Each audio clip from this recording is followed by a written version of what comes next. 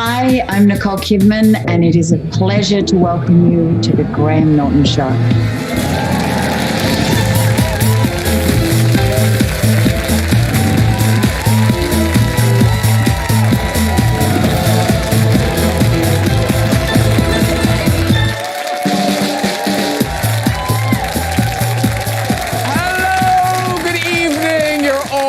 Welcome to the show. Yes, all hands on deck. You join us at the end of another crazy week. I mean, things are so bad with the pandemic. One old man has said he's not going to leave his house for 4 years. It's true. Here in England, new restrictions mean our usual studio audience can't be here, but they are watching us from home. Hello to you all. Hello. Oh, there they are. Now, we want you to make lots of noise tonight, okay? Yeah, but try not to have family arguments or loud sex. It'll distract the guests, okay? Hey, so who do we have on the show tonight? Well, joining me here in the studio, it's Olympic champion boxer turned Strictly star, Nicola Adams is here. Yeah!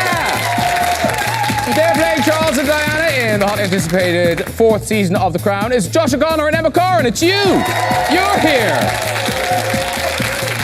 And release the glitter balls. It's always a thrill to welcome Kylie Minogue. Plus, later top comic Jason Manford will be popping by. Pick him up. And we'll be joined from Australia by Hollywood superstar Nicole Kidman, ladies and gentlemen. Yes. It's all happening.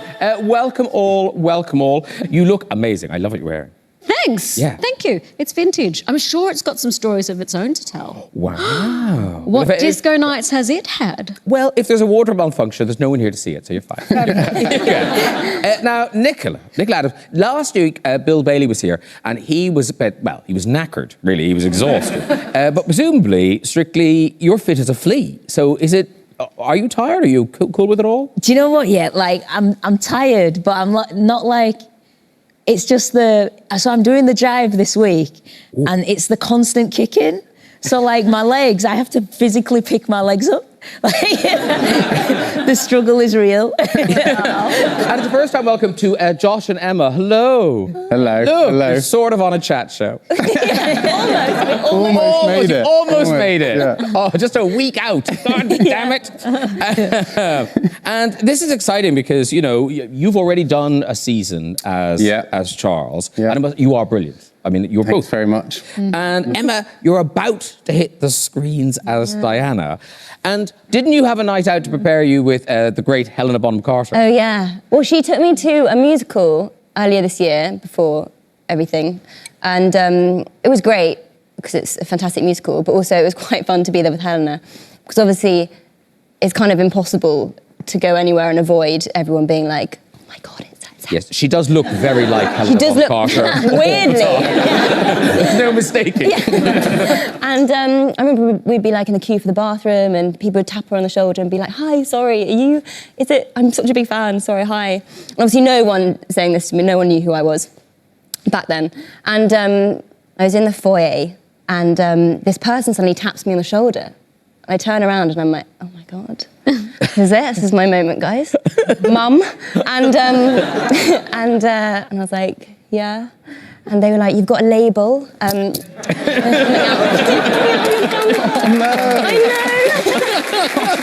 know. It was so bad. Oh, at least you met a nice person. Yeah, that's true. Made a friend. Because Kylie, are you just, do you go out to be recognised, if you know what I mean? Like, might you see Kylie pushing a trolley stop, I'm laughing at the very idea. Of course you might. What? Of course, yeah. Do you? Yeah, I'll nip over to get the milk. Yeah, I'm sure. I do. I do. Yeah, to the computer.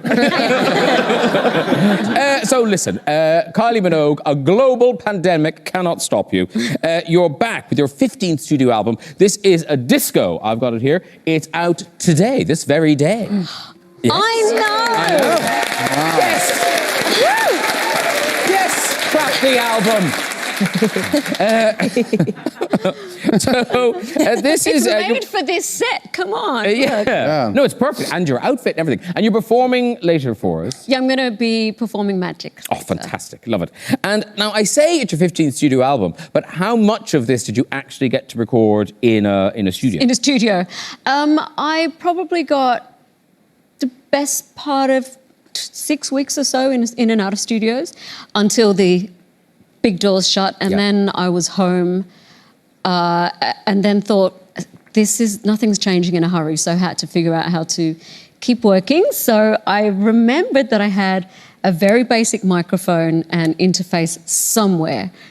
Luckily, it was somewhere in my house in a cupboard. I found it and got started finishing writing and recording on GarageBand. I felt like, I was like, okay, 12-year-olds can do this in their bedroom. Hello, MySpace. Figure it out. I know it's MySpace. And then we thought, okay, me and my team wanted to keep going, so then got the professional gear in. And did you have to do that thing? Were you like recording it under a duvet in a cupboard under the stairs?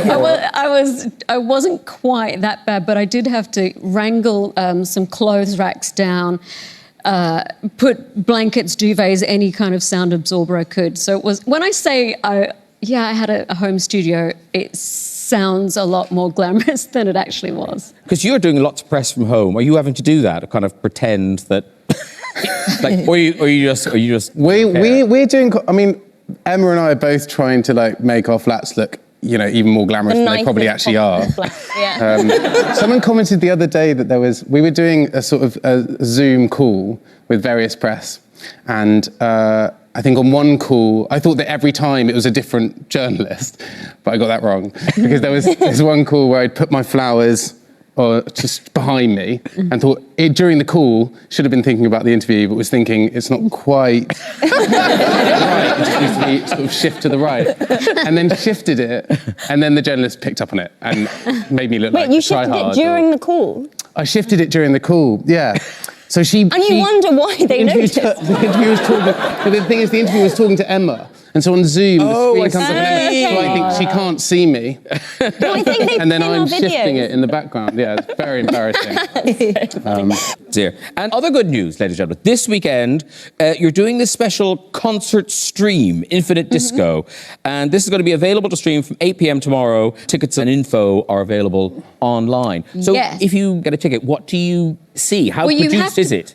Are you in your kitchen or? I've moved. There's no clothes racks with shit hanging all over them. Basically, it's an upgrade.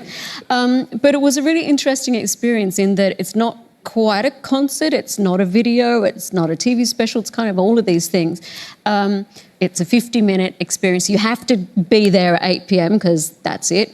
It's like going to a concert. You have to be there at the right time. So lots of new songs from disco, some old classics, me, dancers, incredible lasers and lighting.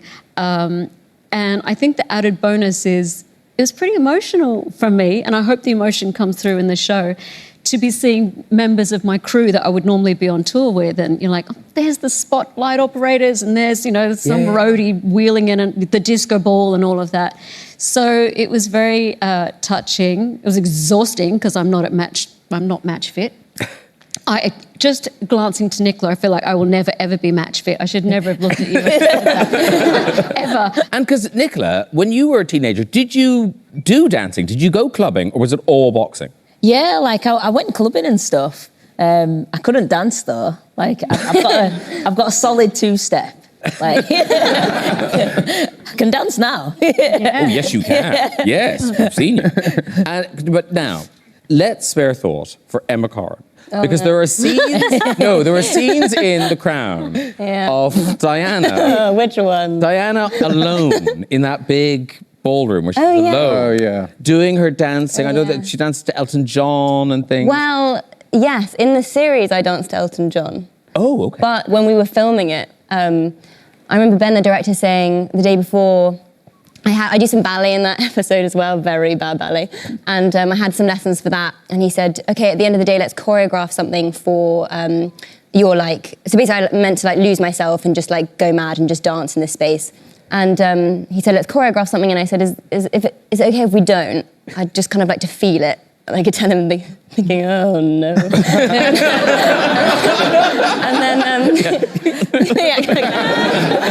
then, I was like, and is it all right if I pick the song? And he was like, yeah, but obviously if it's not from the period, we can't use it. And I said, that's fine. I'm just going to pick a song and it's fine just for the day.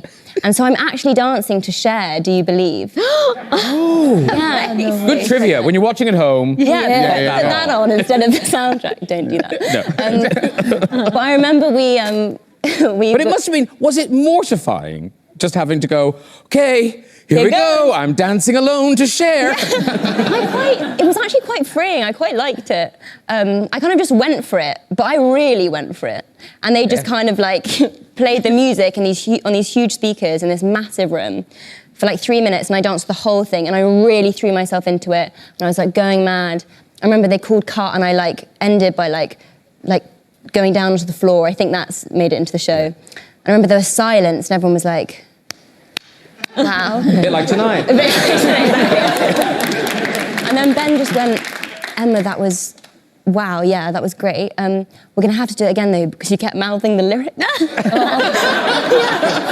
Yeah, so into it. Oh, I know. That's funny. So I had to do it all over. quite hard not to, actually. Yeah. I know. But now, Josh, you were the boy. So I went to drama school, and when you go to drama school, you get this list of things you need, equipment you need, and nobody got it. He got it all. You got all the dance. You got all the dance stuff, didn't you? I did, Graham. So yeah, you get a list at drama school, and yeah, I mean it's things like a man thong. Which you do need for dancing. It was called a dance belt in my day. Yeah, dance belt. I think it was in my day. So a dance belt, man thong, and tights and little jazz shoes. Yeah, well, whatever size you take.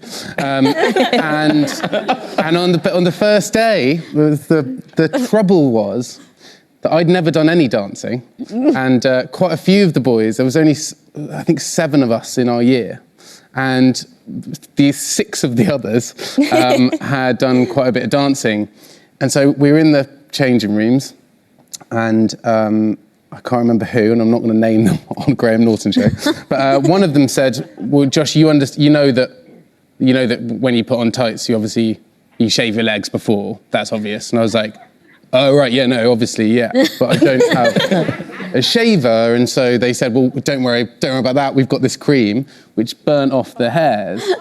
Hair removal cream. Yeah. So I just started whacking on. Yeah, gone. And, and so I started whacking on and noticed that a few people are laughing, and I'm sort of catching them laugh, and then realise everyone else's legs were hairy. So for the first term at drama school, I had one hairy leg and one... I don't know why. And now, Nicola, Strictly, I mean, every year Strictly is lovely, but this year there was something about the return of Strictly. It was almost like you could feel the mood of the nation lifting.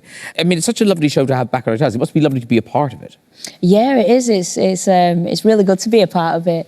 And but you know the funny thing is they ask me every year, and every year I've said no, but because I've had training commitments or tournaments and stuff, and this year I was like, yeah, do you know what?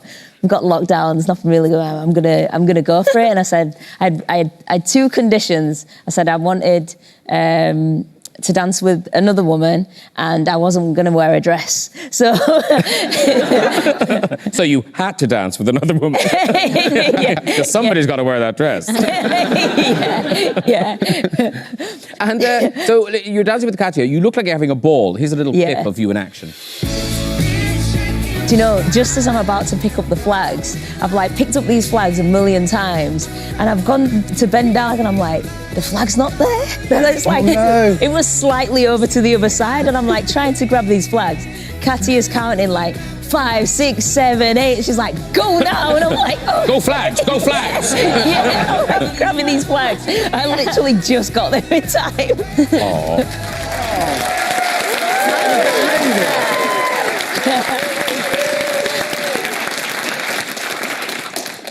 and even gnarly old me might have shed a tear watching that. I mean, was it emotional for you, that dance, or was it just, you looked like you're just... Yeah, no, it really was. It really was. I wanted to get all my emotion in there, the passion in there, but yeah. And I have to say, if there's anyone in the competition who can match you in terms of competitiveness, it must be Katya. Like, she's in it to win it, that woman. Yeah, definitely. Like, she just matches my energy. She's competitive. Like, she just works hard, like, constantly. Like, even when I have to ask for if I want food or a break, like, she's hardcore. Never doing Strictly. Never, ever doing Strictly. And it must, I mean, and are you sort of, because obviously, you know, you explained what you wanted to be in the same-sex couple, essentially, because you didn't want to wear the dresses and everything. But equally, you must be aware of what it's like for kind of a young girl or young boy who, you know, feels different to see themselves on telly. Yeah, definitely. I mean, it's really good to have that kind of diversity on TV.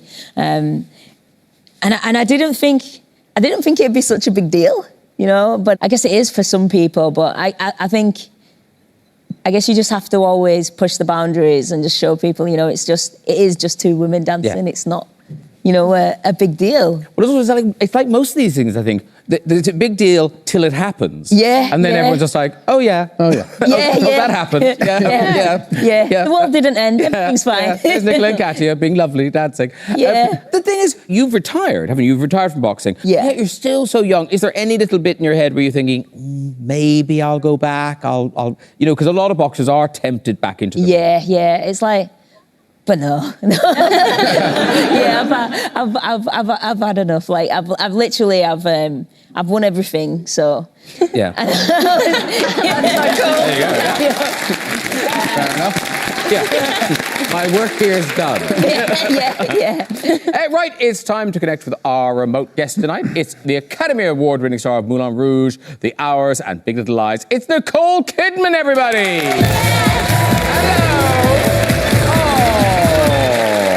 Hello, very nice to see you. Hello. I'm in Sydney, Australia. 7:30 in the morning here. Oh wow! Well, you've you've outdone yourself. I wake up like this. Of course you do. You're Nicole These Kidman. are my pajamas.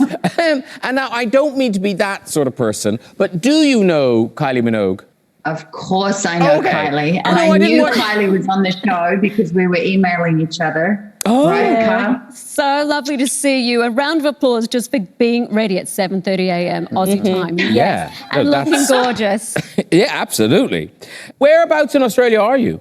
I'm in Sydney, but we're shooting in Byron Bay. So I've been able to work, which is extraordinary here. We have very sort of strong protocols, but we've been, in terms of the coronavirus, we're in a very, very good shape as a country. So brilliant. Well, we're not on lockdown. All right, don't go on about it. For a minute there, we forgot. No, thanks, Nicole. That was great. Yeah. I'm like. Now, you have a couple of shows to tell us about. The Undoing, currently playing on Sky Atlantic Mondays at 9, and of course, it's on Now TV. I've seen the first 2 episodes. It's great. It's really twisty, turny. It grabs you immediately, and you're one of the executive producers on the show, and it's the writer is David E. Kelly, who also did Big Little Lies. Yeah. So, and Susanna Beer directed it, who did The Night Manager, which I know was a huge success over there, and obviously the gorgeous Hugh Grant. And am I right in thinking you've never acted with Hugh Grant before? I haven't. I've just always been a big fan, and suddenly when Susanna Beer, the director, said, I think Hugh Grant would be perfect for this, I thought he would never do it because Hugh was famous for not wanting to work. So I thought we would offer it to him and he would go, no, I don't want to work. He doesn't like working. That's what he says. And then he's so good at it when he does it. So tell us about it. What do you tell people at this stage? If people haven't seen it yet, what do they need to know? Hold on to your seat. Nothing is what it seems. And episode 3 is about to get crazy. Ooh. You're about to see episode 3. Yeah, no, that's it on Monday. Yes, it's on my it's on my planner. We've got a clip from next week's episode. This is you talking to your father, played by the brilliant Donald Sutherland, about the situation you find yourself in. Here we go. It's also called rescue romance syndrome. Sounds like a load of crap. Well, it isn't. What does it got to do with anything? She fell in love with the doctor who saved her kid's life. What does that got to do with him killing her? According to Jonathan, she took it to extremes. And? Crazy people do crazy things. Are you serious? Are you now believing that Jonathan is innocent? I'm just open to the idea.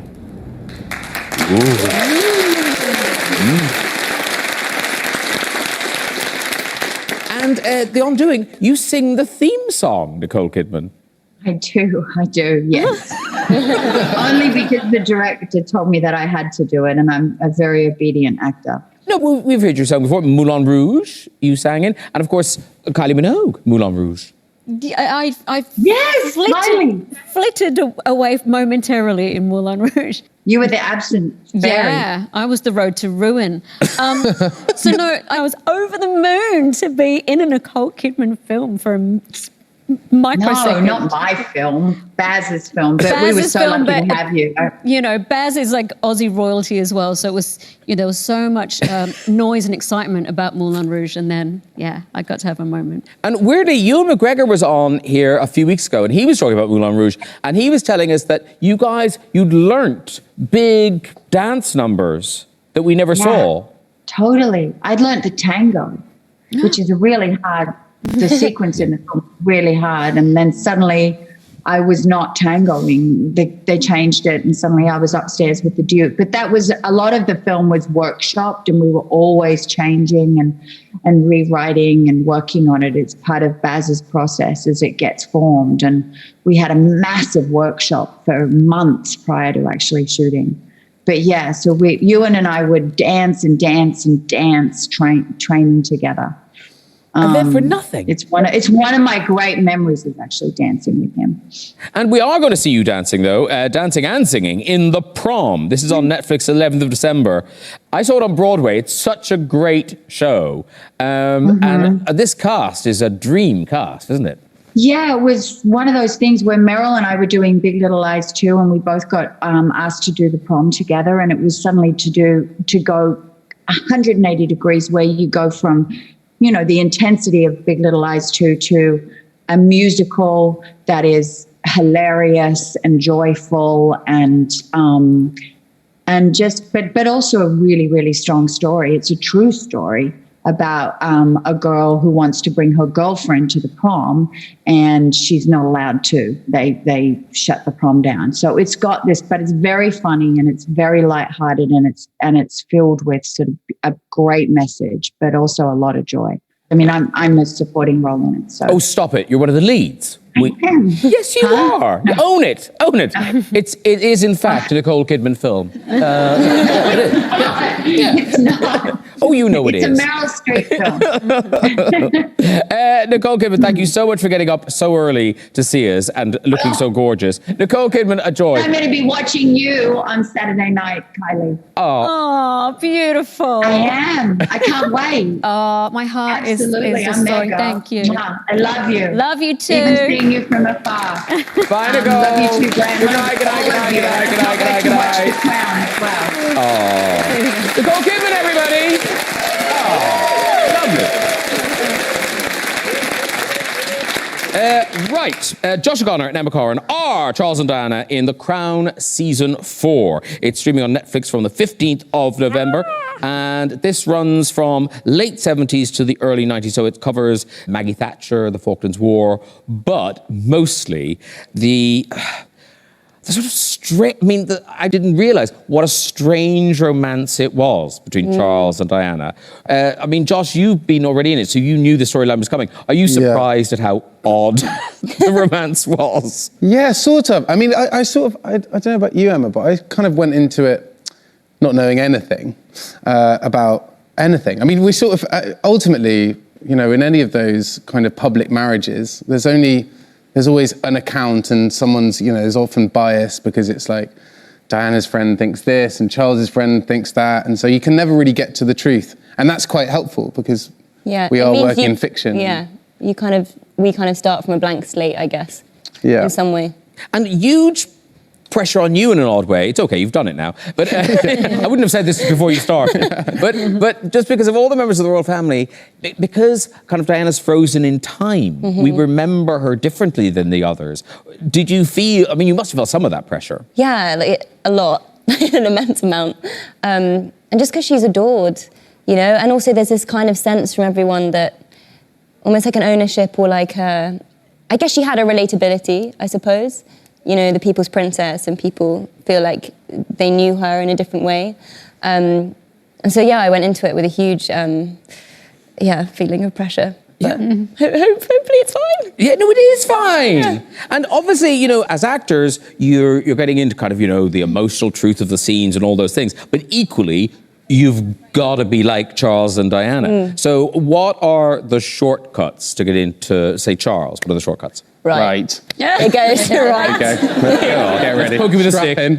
Spitting image, off we go. Okay. So there's a couple of things that I I didn't spend too long kind of dwelling on the little Charles things. But there was one thing I noticed that every time he got out of a car, he'd do this thing, still does it now. I saw something recently where he gets out of the car and he goes cufflink. So he goes, checks the cufflink, checks his pocket square, and then waves. So every time he goes to a public event or anything, it's cufflink, pocket square. I wonder if he's ever not had his pocket square and then it's completely floored him. He doesn't know how to move. Back in the car. Sounds like an Nadal serve. Yeah. Yeah, it is. Slightly less thin. Yeah, without the grunt when he waves. Yeah. And he does speak in a very kind of because it must have been hard not to just do an impression, because people do impressions of him. I think so much about The Crown is sort of doing a bit of that sort of work. I don't know what you think, Emma, but I think it's kind of finding little things that make people feel safe in the knowledge that you're not just doing something random performance. But you feel like you recognise something of Charles. So with Charles, for instance, he does a thing with his voice where he sort of like speaks. So everything's like through teeth. Yes. And actually Emma's amazing at it. We have competitions who could do better Charles and Diana. And I'm rubbish at Diana, but she's very good at Charles. What are the shortcuts for Diana? Diana's, for her voice, is mainly that everything goes down at the end. So her pattern of speech, so it's sort of like, my word to get into her was always all right. Yeah. That's just what I'd say before everything, all right. But then everything she says sort of always goes down at the end. So it's almost like even if she had the best time ever, it would always sound a little bit sad. That is very good, isn't it? You're good at it, though. I used to spend most of my time trying to perfect my all right. Do it. Hang on. You do it with a tilt, though, head tilt. All right. Thank you. That's not as good. Look, let's take a look at the two of you in action as Charles and Diana in The Crown. Here it is. So where do I fit in? You fit in because you're my wife. And because I love you.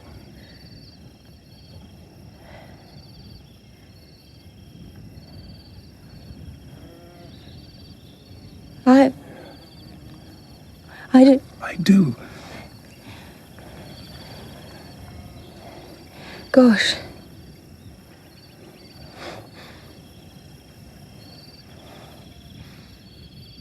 So, how are we going to solve it? Well,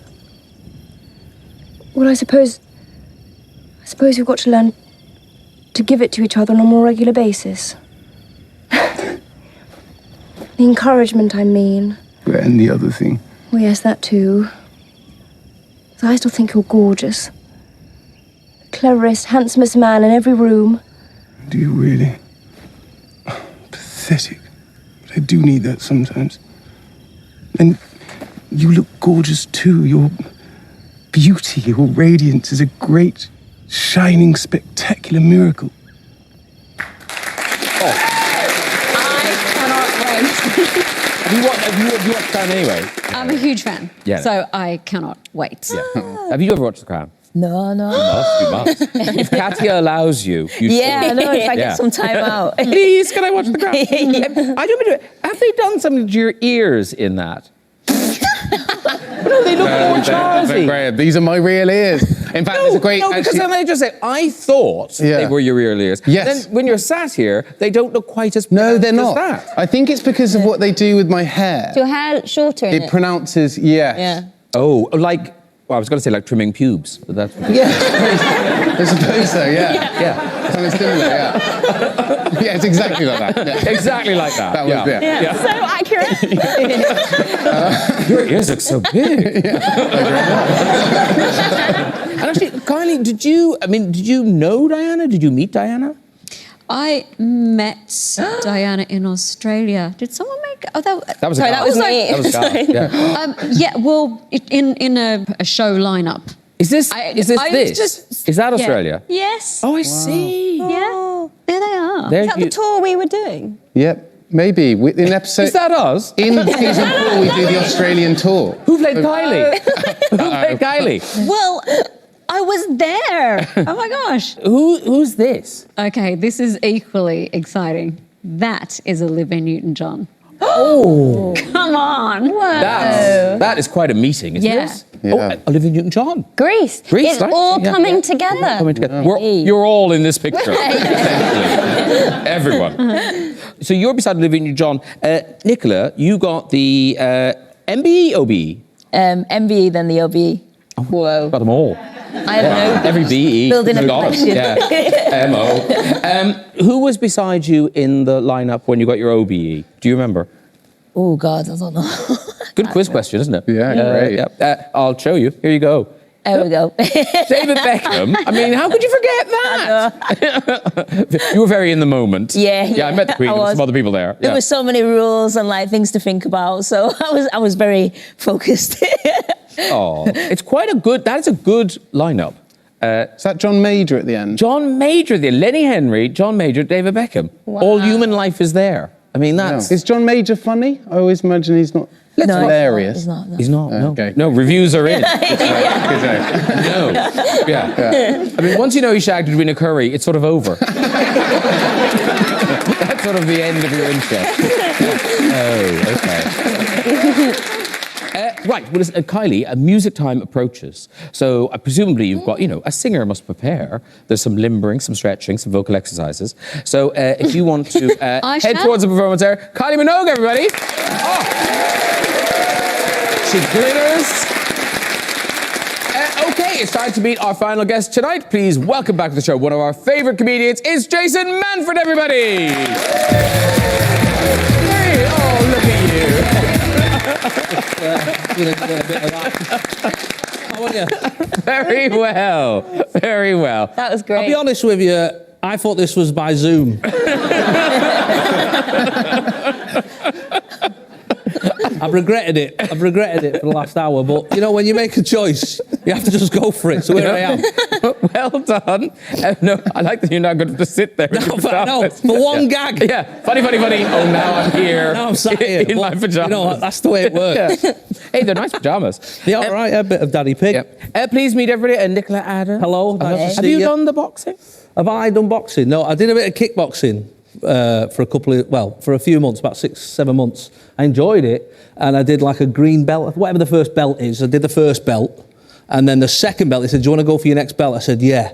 They said, you have to fight someone else. I said, I like the green, I'll stick with the green. So I never progressed. Once I started getting it back, that took the fun where's out the joy of it. in that? No, that's not fun. You had a similar boxing journey, I think. Yeah, I did the same as you, Jason. I turned up to a boxing class thinking it would be like dancing around. Yeah, pads and that. Punching bags. A pad or a big, One of these. One of those. Yeah, perfect. It's actually just like that. And then, I just walked into this gym and they were punching each other. So obviously back down, yeah. Where's the fun in that? No, not for me. Well, obviously you enjoyed it. Yeah, it's a hard game. But also, you enjoyed it because you didn't get hit. Yeah, that's why I liked it, because I literally used to hate getting hit. Yeah. I know, it's like you were funny more of coming an from a avoider, boxer. weren't you? You were fast and got out of it. Yeah, of course. Now, here is some news to cheer the nation. Jason Manford is doing panto this Christmas. Oh. Yeah. Oh, no, I'm not.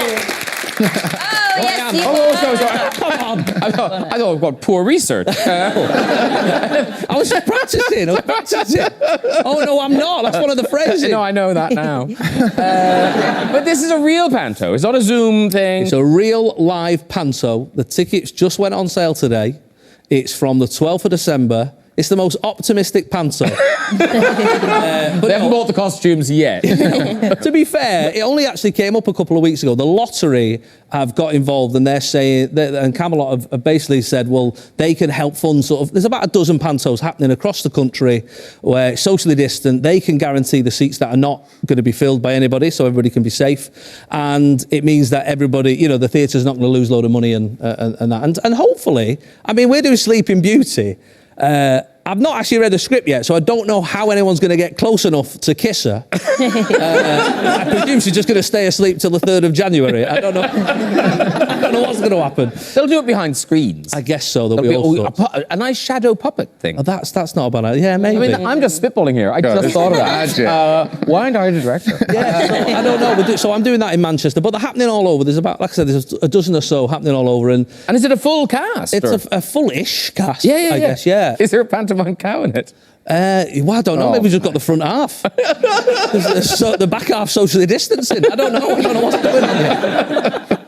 Hey, and you're going back on tour. It's called Like Me or Like Me. Like Me? It's both of those things. Okay. Yes, that's. Is this the tour you were doing? No. This is my tour that's supposed to be on now, but is now going to start next September instead. And I call it Like Me because I read an article about this thing where a lot of psychologists are saying that being liked in this sort of modern couple of generations releases the same endorphins. When you get liked on Facebook, it releases the same endorphins in your brain as alcohol or sex or drugs and stuff. People are getting addicted to being liked, And I thought that's kind of true. It's definitely true as far as a comedian's concerned. You're always looking out and you love that reception and, and this is always hard because there's no audience here to show it you. And I remember filming my first DVD at the Manchester Apollo. And I'm dead excited to be there. There's 3,000 people. I keep seeing these.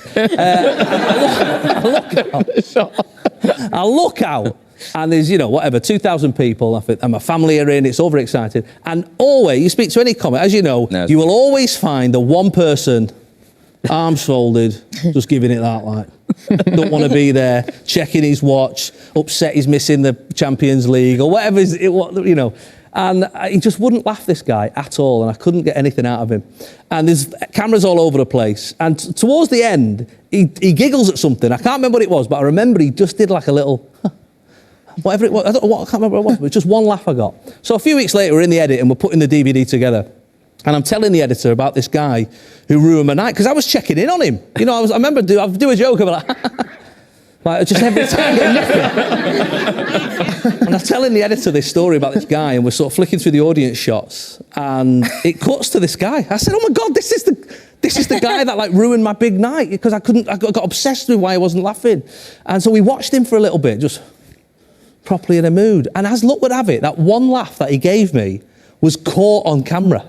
And it was a real begrudging, like he might have just been laughing at something that happened a few weeks ago. But in that moment, I thought, oh my God, we've got it. So it was the editor's idea, to be fair, but we ran with it. That one laugh that he did on camera, we ended up using 23 times. So we just keep cutting back to this guy. And my dream, my hope, is that at some point in the last 12 years, he's watching Dave Jarvu at 2 o'clock in the morning. My show comes on, he watches it and gets to the end and he thinks to himself, I had a better night than I thought then. Well, we can dream. The tour is Like Me. Tickets are available for that now. And Sleeping Beauty at the Manchester Opera House in December. Jason Manford, everybody! Thank you. Right, it's time for music. The Queen of Disco is back, here performing her new single, Magic. It is Kylie Minogue!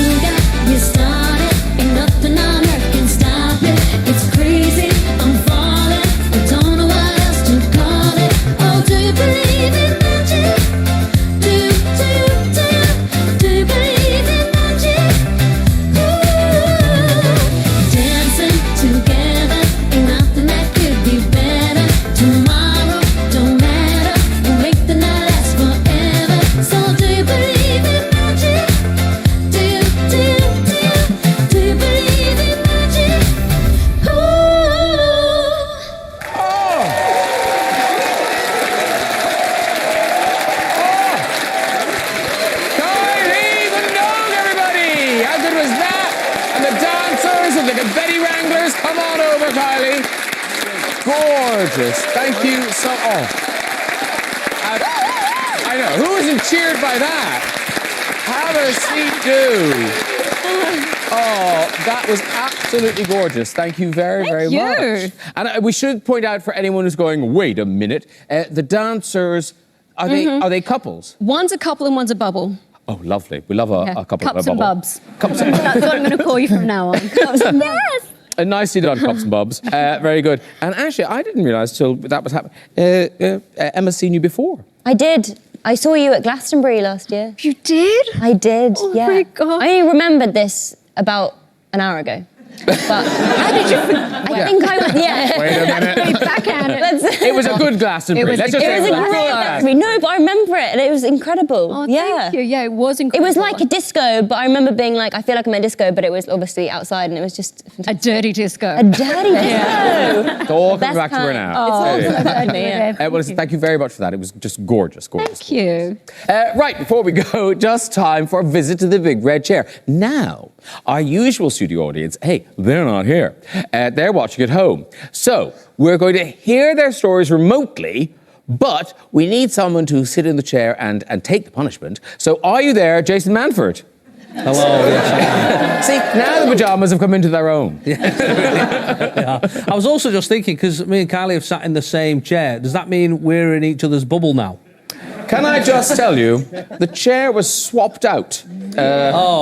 One of you is disease-ridden. Oh, fair enough. I did wonder how I was going to explain that to my wife. I have to bring Kylie home. She's in R6 now. In a bubble now. Okay, so I don't know quite how this will work, Jason. We're going to hear some stories. I don't want to get flipped, so I want every one of them to be an absolute beauty. Have you seen the show? No. Yeah, it's unlikely. Okay, who's up first? Hello. Hello. How are you, Graham? Hello, what's your name, sir? Paul from Gisborne near Middlesbrough. Okay, are you outside? No, I'm inside. I'm in the room. Okay. In the room. Is that a hedge behind you? It's not the dog, it's the cushion. Oh, it's good. Okay. Oh, lovely, lovely. Is he filming this on a potato? It does look like we're doing this in 1968. We've managed to send someone to the moon. I definitely saw clearer pictures of Tim Peake than I'm seeing of you. Oh, actually, before I start, can I say hello to Kylie? Of course you can. Hi. Hi, Kylie. Okay. Nice to see you. Yeah. He might be handsome. We don't know. Yeah. His face is made up of 8 squares. So we have no idea. He's like self-pixelating. I guess this is a really shocking story. Okay, Paul, this is Jason. Jason, Jason wants you to tell a good story, so Paul. off you go. Go. Right, Jason. Basically, during lockdown, hair got a bit long, got a bit messy. No hairdressers open, so thought I'd have a go myself. Got my hair. Got some shavers. Got ready. Never made it too long. Obviously, going a bit thin on top. Did my hair, no problem at all. But I couldn't get round the back to cut my hair. Yes. Give the clippers to my wife. Took the guard off, give it to my wife. She went up the back of my head without even talking to me. And that's it. I'm so sorry, Jason. I know it's fine. I couldn't save you. I couldn't save you. I support your decision.